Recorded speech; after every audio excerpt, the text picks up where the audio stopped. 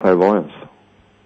Ah, yes. Because it's the same thing to me, I reckon. It's remote viewing is using the clairvoyant ability or clairaudient ability within us in a controlled way.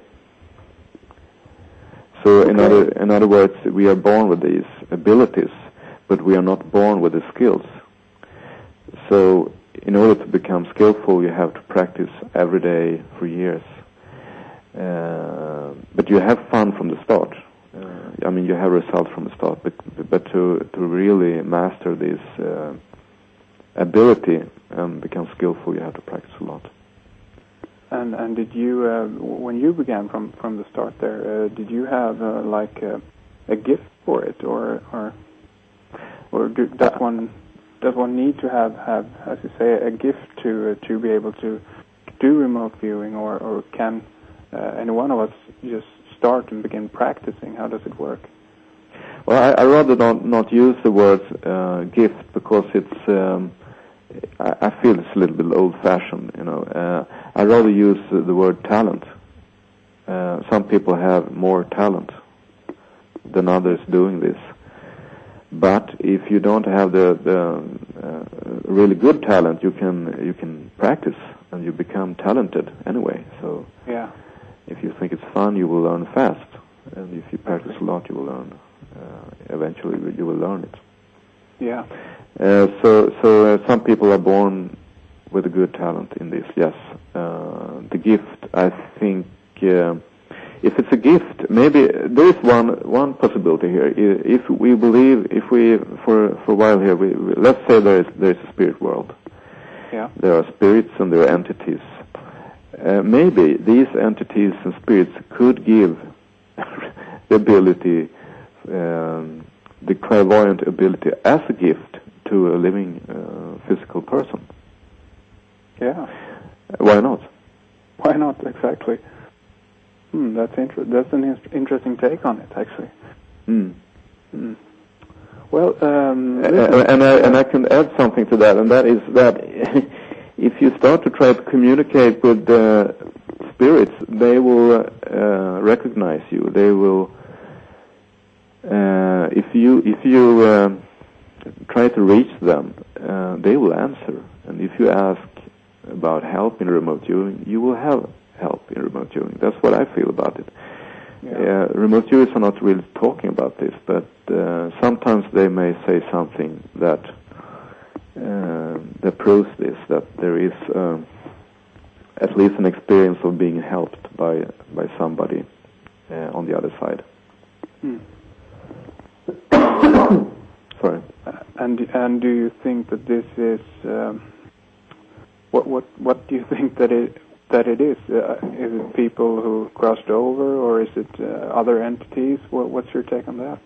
I don't really know. I can only speak for myself here. And not long ago, I was approached by a person which I think was a human-like individual. It was a woman. She approached me when I was resting. I was not sleeping. I was just resting. Yeah. And she appeared in the same time as I started to have a very peculiar experience of an energy in the middle of the brain. I know that doctors and so on, they said that there is not any possibility to feel anything inside the brain because the brain has not that kind of nerve cells. But anyway, I felt this peculiar thing inside of my head, and I think that these things have something to do with each other.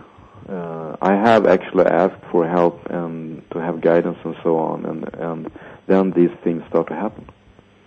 So I'm trying to research these things, so I don't have any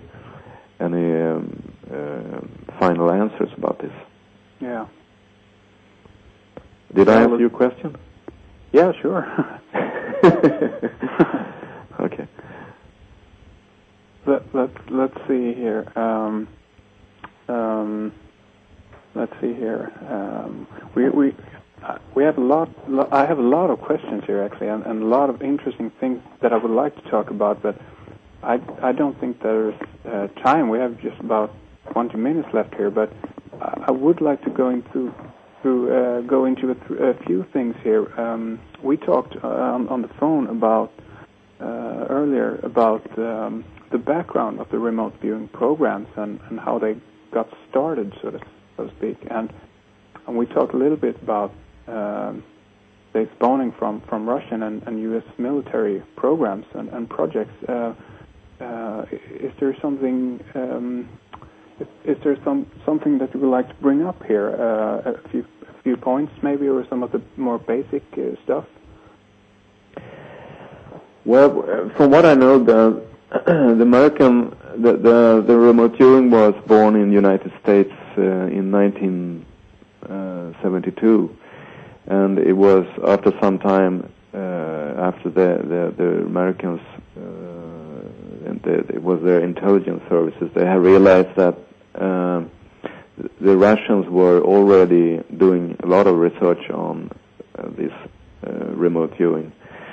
So they started the project in 1972. It was Hal Padov, and he was working later on with Russell Targ. Yeah. And the experiment was research. They started as a research project, and a few years later, in 1978, the actual Stargate project started. And this project was running from 1978 to 1995, and then it was terminated for different reasons. So it was the first remote viewer that they hired to train. He wasn't a remote viewing at that time. It was Joseph McMonagle that I mentioned earlier. Yeah. And then they hired another 18, so they were in total, there were 19 remote viewers.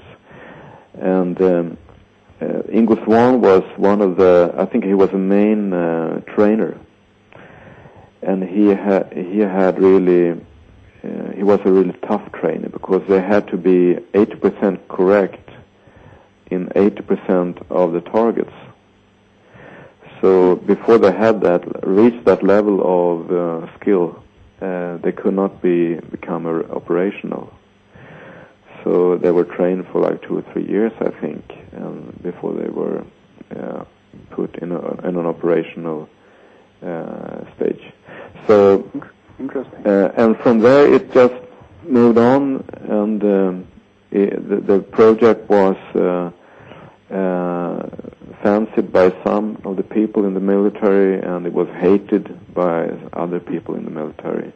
Yeah. But it was all the time from 1978 at least and forward. It was funded by the Congress in the United States. So it was actually, according to Russell Targ, it was one of the longest government-financed research projects in their history. One of the most really? the longest.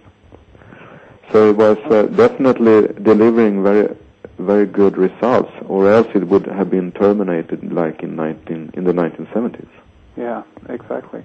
I have to return to the skeptics. The skeptics say that if it was turned down, why it couldn't have been good. But the thing is that when it was a project, all projects have a time limit.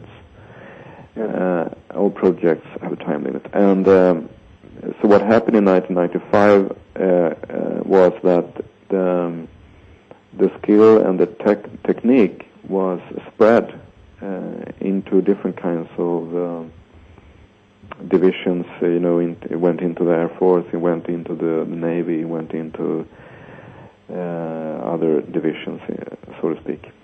Yeah. So it was assimilated and used. It didn't need a project anymore. It was enough developed in 1995. Ah, I see. And these did it begin as a spying program, or?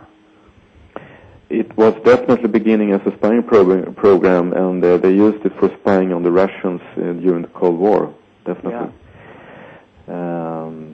And there are some very good examples of remote viewing where the remote viewing were the single source of information because other sources of information couldn't deliver any good data. Like if there's something going on inside a building, the satellite, the spy in the sky, couldn't look through the walls and the roof.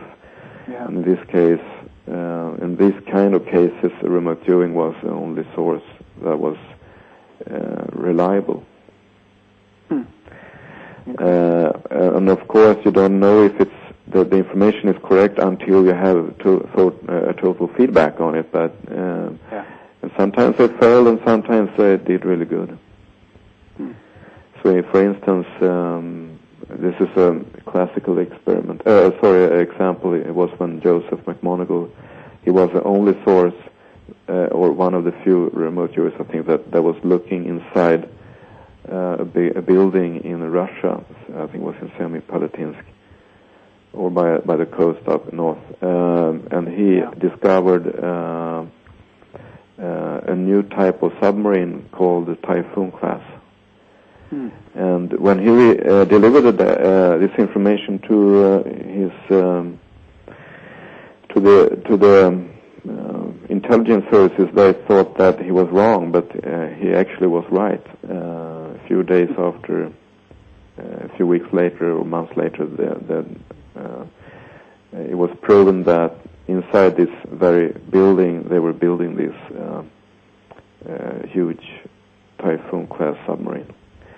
And he was also correct about the certain details about the construction and so on of this submarine. So he when you do remote viewing, do you just do you draw what you see on a paper, or how does it work? Yeah, the remote viewer is definitely he's drawing, and he is writing down his emotional, his his experience of the target in different ways, the dimensions, the materials, the temperatures, details of different kinds. So there's a lot of drawing going on, definitely. Yes. Interesting. But also in the end of the session, the remote viewer has to do some kind of interpretation and putting the pieces together and some of the pieces. So in the end, you try to draw a more complete picture of it. Okay, I see.